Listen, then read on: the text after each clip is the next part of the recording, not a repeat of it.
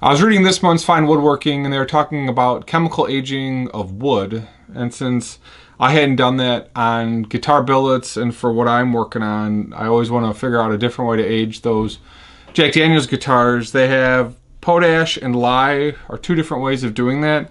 They were using lye on cherry, and I've got a piece of flame maple I was testing this on, and it looks like the potash maybe is a little bit darker than the lye. Potash is potassium hydroxide, lye is sodium hydroxide.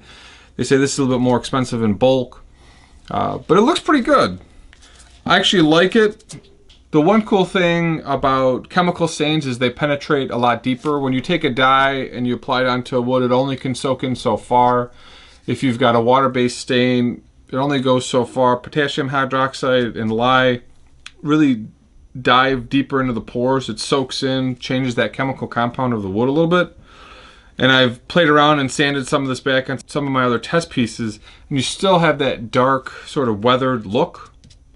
So I wanted to show you that today on a piece of white oak and a little piece of Limba that I had floating around. I figure I'd try it as well. This stuff is really caustic, toxic, whatever. Put on some gloves, make sure you get your glasses on, cover up any skin. If you do get any burns from the lye, you can use a vinegar and wipe that away. Potash and lye are very similar chemically, compound-wise. But again, this stuff is dangerous, so be careful, read up on it. What I did in making my mix is I covered the bottom of the jar and then added a little bit of water, maybe 4 ounces of water. The more material you add, obviously, the stronger the mix is. So I've got 2 rags. We'll do this with potash first. This stuff is used in making soap. It's a cleaning agent. I'll show you what it was doing to my assembly table over in the corner. You can see it's burning the wood a little bit, aging it up really nice. This piece of Limba is not stained.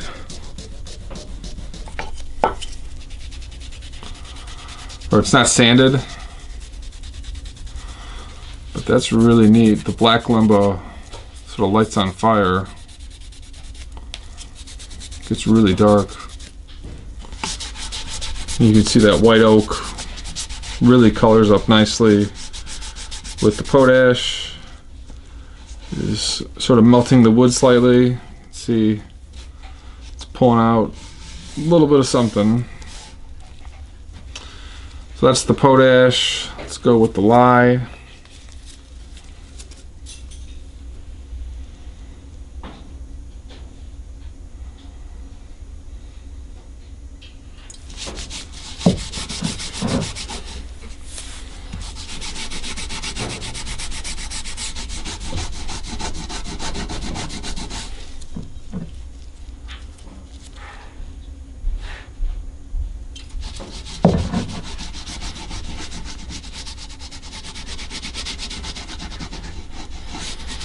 And this is kind of what I thought when I was using the other piece of oak, is that the lye makes it a little bit more yellow and the potash darkens it up slightly.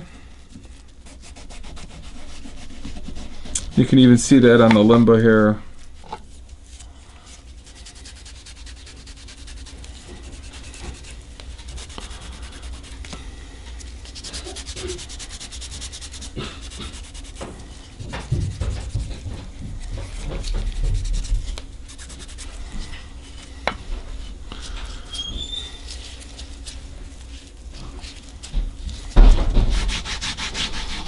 And I like putting on sort of 2 coats as well, just like a stain. But you can see I'm really eating up some of that wood with this stuff. And again, this is a little bit more yellow. This is more red, lye versus potash. We'll have to sit for an hour or 2, come back, see what it looks like. I have all those oak necks sitting around, and I'm not sure I would take potash or lye to one of my oak necks just because of how careful I am with them. But for a body, that really makes the wood crazy. Like this is a nice quilted flame piece of white oak, and that figures crazy. So this is more brown, this is more yellow. We'll let it sit for an hour and we'll come back. All right, so here's the white oak. It's probably about 6 hours later. I still think the potash is slightly darker than the lye, and even on the Limba, I can see it slightly darker. It could be because I've got a little bit stronger of a solution than the lye.